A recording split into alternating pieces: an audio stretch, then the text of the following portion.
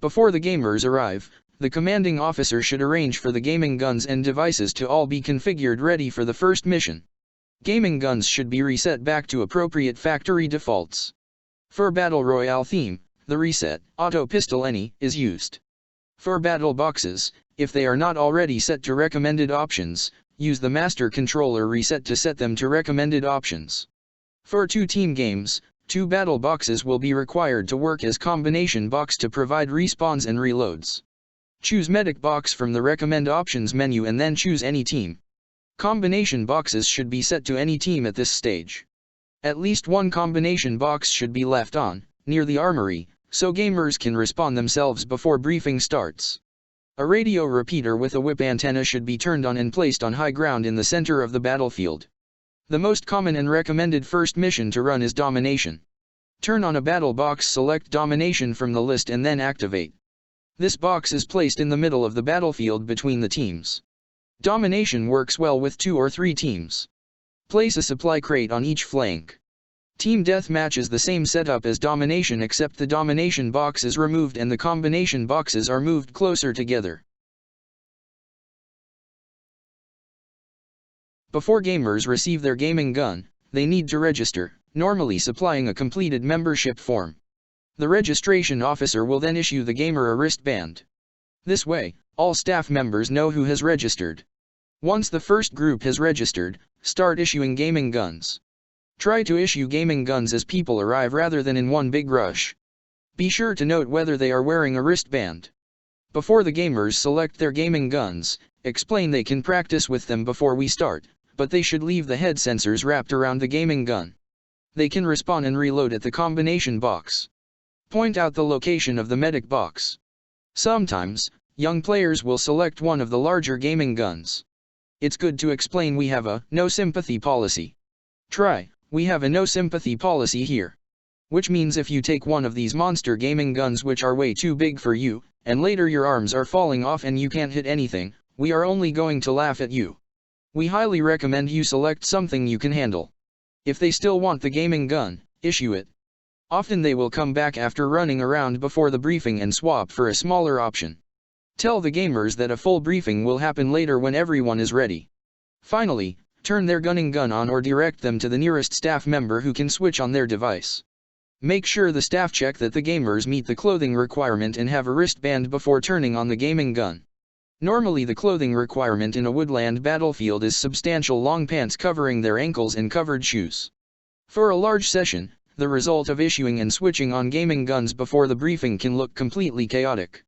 But, it has dual benefits. The gamers are learning how to play and they are more patient than if they were waiting around bored. The commanding officer has to arrange the teams.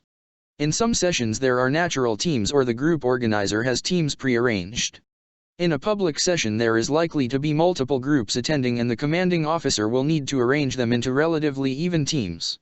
Where possible, try to keep groups together. Try to put one group with the older gamers with another group with the youngest gamers. Do your best to estimate age and experience to make the teams equally likely to win. Sometimes you will need to ask for volunteers to change teams to even things up. When you're ready to start providing directions to the gamers such as to tell them what team they are in, use the briefing command on the master controller. Next, allocate the teams their hats. Hats are used to tell the teams. The red team is issued jungle hats or red head wraps. The blue team wears camouflaged or blue head wraps. If a third team is used, this team gets a purple head wrap. For gamers on the blue team that have a cap, give them the option to wear their own cap, however they will need to wear this backwards, so the brim does not cover the front head sensor. Once they have their team hats, explain how to mount the head sensors. Explain that sensors are mounted front and back and the cable goes at the back and then runs under their armpit. Before calling all the gamers in for a formal briefing, find a unused gaming gun. Also find the boxes you will need for demonstration during the briefing. Get yourself into the briefing area where you are going to speak from. From radio commands, issue the briefing command. For a large group, issue the briefing area phrase. You might need to do this a few times to get everyone's attention. With a large group, try to arrange the audience in a large semicircle in front of you. Don't let people get too close, as it will make it harder for other people to see what you are doing. Practice your briefing beforehand, so you can deliver with confidence. Get into character and deliver with personality. Think and act like a professional actor. You will need to explain to the gamers safety, shooting, respawning, how to read the display and supply crates. First off, welcome everyone to the battlefield. Introduce the staff members by their alias. Explain you will take questions relating to each topic, at the end of each topic. If you do the briefing correctly, there should be very few questions. The most important part of the briefing is safety. Make sure everyone understands the safety rules and major risks of the activity. For example, battlefield is a non-contact activity, there are no beatdowns, butt strokes, or hand-to-hand combat. Now, sadly, we have a very boring insurance company. And they don't understand the need for snipers in the trees. So you can't climb the trees or the buildings. Also remember, the battlefield is not a cleared running track, there are plenty of tripping hazards, watch where you are going, including when walking along the bush tracks. Next, point out the boundaries of the battlefield. These should be easily identifiable. The next topic is getting hit. With your gaming gun, there are 3 infrared sensors, 2 in domes that mount on the head and 1 forward-facing mounted on the gaming gun. This is where you can get hit. On your LCD, you will see the first letter H, this stands for health. This starts at 100 health, when this reaches 0, you're dead. If you pull the trigger when you are dead, your gaming gun will say, you're dead. S is for shields, this starts at 0 and can only be increased by receiving a shield boost or boost juice from a supply crate. If you are hit and you have more than half health, you will hear a near-miss sound effect. If you hit someone with more than half their health points, your gaming gun will say, hit. If you hit someone on a shield, your gaming gun will say, ricochet. Once you fall below half health, you will hear a wound sound effect. If you hit someone with less than half their health points, your gaming gun will say, wounded. When you run out of health points, your gaming gun will make a death sound effect. When you do this to someone else, your gaming gun will say, kill. If you are killed, return to your base. This is where you started the game from. Here you will find a medic box. Go to the medic box and point your head sensor at the top of the box. Your gaming gun should then say respawn after a second. It is cheating to place your hand over the sensors, including the one on the gaming gun. The head sensors must remain on your head during the entire game. If they accidentally fall off, the rule is to stop shooting and stop moving. Only when you have put your sensors back on can you continue to play. Boxes are only to be moved by the staff. To hit someone, aim through the scope. You will see a red dot. Aim the red dot about 2 inches above your opponent's sensor. If you have a machine gun or sniper rifle, you will need to aim about 4 inches above the sensor. Notice that the infrared beam comes out of the tube here, so it is important to make sure this tube is clear of any cover. When you're shooting, a muzzle flash comes out of the tube. You can reload ammunition at any time by pushing the red button, however reloading will start automatically when you're out of ammunition. If you hear your gaming gun say, ammunition depleted, when you try to reload, that means you have no ammunition, in which case return to your medic box or a supply crate and point your head sensor at the box for a reload. On your screen, in the top right corner, there is a capital A, meaning ammo. The second line will scroll through some data including your current weapon emulation, your number of reloads, and the type of damage and how much damage your weapon makes. Your reload count is listed after the letter R. The number after P, meaning piercing, is how much damage you will do with this emulation. The third line has H and K, this stands for hits and kills. H is the number of hits you have made without killing. K is how many kills you have made. Next, S indicates how many respawns you have had. Once you have collected additional weapons or aids from a supply crate, the third line will scroll through every item automatically, showing how much ammunition each has. The bottom line is the status bar. The status bar will tell you what your gaming gun is currently doing. Each time we start a game, check your status bar has changed to ready. A supply crate provides weapon upgrades, aids and additional ammunition. The system will automatically give you the best weapon you're carrying that has ammunition. If you wish to change weapon, hold down the black button until the weapon you want is showing on the second line, then release. If you have a grenade launcher or a RPG, you will also inflict splash damage. The medkit and bandages aid will restore health and automatically start when your health is low. While healing, you can't shoot. The shield boost will add 50 shield points to a maximum of 100. Boost juice will add 60 health and 60 shields over 30 seconds. Weapons are retained between respawns but all aids are lost. Now proceed to the first mission specific briefing. Once the briefing is done, encourage the gamers to have a drink and tell them we will be moving out in a few minutes. You can use this time to collect any boxes required and to organize your staff. The gamers need to be shown where the objectives are, such as the position of both flag boxes or the domination box. Supply crate locations should also be shown to the gamers. When managing a large group, your voice may not get everyone's attention. To help, use the phrases menu on the master controller. Start with the "Follow the commanding officer" phrase, and if required, use the "Follow me" phrase, to get everyone moving. First show them the objectives and supply crates, and then with the help of the staff lead the teams to their respective bases. With the master controller, the staff now set the teams of the gaming guns and the combination boxes. If playing electronic capture the flag, each flag box will need to be assigned a home team. If running heist, each vault will need to be set to a team. Each team starts in a base with a combination box set to their team. For the first mission of a session, or if any gamers have changed gaming guns since the last mission, the master controller must be used to set every gaming gun to the correct team.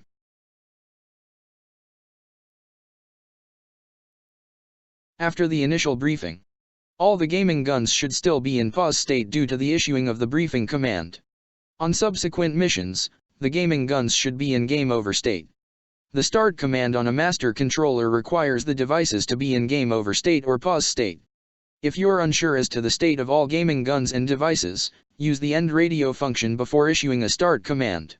One of the controllers, usually the one held by the commanding officer, should have the mission timer set. This is found on the radio commands menu. Normally this is set to 15 minutes. All other controllers should be set to unlimited time. The controller with the timer then starts the mission with a start command found on the radio commands menu. Note that starting a mission requires a confirmation. A mission timer will now start. If any gaming guns or boxes failed to start up, the new mission command found in IR commands menu on your master controller can be used to start individual devices without restarting the mission timer. With a properly positioned radio repeater, all devices should start up. If they fail, there is likely to be a problem with that device's radio system. Check first that each team's combination box is successfully providing respawns. Wait near your team's box until the first gamer returns and successfully respawns. Next, check the objective boxes such as the flag boxes are operational, and then check all supply crates. Make sure they are set to the right team and are not still on the boot screen. If they are on the boot screen, push the green button on the box. For the commanding officer, one of the key roles while a mission is in progress is to make sure the staff allocated to the battlefield are helping the gamers have a fantastic time in a safe manner. All staff allocated to battlefield supervision are there to provide assistance to the gamers, much like a sports team coach. Gamers will not remember everything from the briefing and will need help with the equipment. This is particularly true during the first game but applies for the entire session. Especially watch for gamers aiming above cover but with their lens assembly blocked. Let them know they need the lens uncovered. Also help gamers to have their head sensors mounted correctly and make sure the head sensors are not covered by their head position. The staff should be visible and spread out. Ensure the staff are not all in one place having a chat. They need to be patrolling with their primary focus being on areas of fighting. Staff may well need to handle first aid issues, mostly scratches from foliage or bruises from falling over. The faster these are identified and handled, the better. Staff should be on the watch for cheating. The pause IR command is useful to temporarily stop a player cheating and provide a warning. If one team has stolen a flag box or domination box, you may well need to pause the entire mission by radio command to retrieve the box. Staff should provide assistance to the gamers in finding the objective boxes or their medic box. SAT R3 streamlines even sophisticated missions, which frees up staff for other jobs. Once the games start, all the devices can be controlled and monitored by the commanding officer. This also means that during the games is the best time to give your staff short breaks, typically 10 minutes. Staff breaks should start from the second mission. When operating commercial gaming, we have found after much trial and error, the following guidelines for mission development are very important to achieve high levels of consistent customer satisfaction. Try to keep these in mind as you develop your own missions. It is important that sessions finish on time. For this to occur, each mission also has to run to schedule. In a typical public session, this means each mission runs for exactly 15 minutes. Avoid missions which are not fixed length. In a commercial environment where gamers are paying for every minute of play, they want plenty of action, especially for the first couple of missions. Long-range patrols where little happens for extended periods of time should be avoided except for special events. Gamers like shooting and action, they don't like walking a long way to get a respawn. Keep respawns quite close to the objectives. By using unlimited or high number of respawns, every gamer plays the entire mission. Avoid missions where some gamers are eliminated for extended periods. The major underlying goal of the SAT-R3 system is to provide compelling live gaming experiences with as few staff as possible. To be commercially viable, you need missions with a high gamer-to-staff ratio. Get the technology to do the work to save staffing costs. It's best to focus missions on team objectives rather than individual champions. With team objectives, more people win and it creates a positive relationship between the team members. Team-oriented missions make it easier to secretly adjust the difficulty level via the game adjustments menu. Remember, over the course of a session we want everyone to have a win. The complexity and physical challenge of the mission must be appropriate to the group. A super fit sports team might well appreciate doing a hill assault, but a white-collar corporate group will be much happier on flat ground. Generally, avoid complex missions except for veteran gamers that are ready for the challenge. The themes need to be age-appropriate and culturally sensitive. The major reason for objectives is to encourage gamers to come out of hiding and get into the action. Additionally, a team deathmatch on a large battlefield or one with little cover can result in neither team moving forward. Centrally located, supply crates are very useful in a team deathmatch as they act as secondary objectives for the gamers to fight over. Gamers want to explore. This means each mission you run in a session should see teams starting at a different location and where possible fighting over different ground. Avoid running missions where contact is likely to happen in the same place as a mission run earlier in the session. Sometimes gamers will tell you they want it ultra-realistic. Don't believe them. They may want to imagine the game is very realistic, but in reality, they always want to be a hero, they want plenty of action and they don't want to work too hard. For marathon battles over 8 hours or more, schedule in 1-hour meal and sit-down breaks for lunch and dinner. Even though beforehand they say they want to play without breaks, they will really appreciate having those breaks.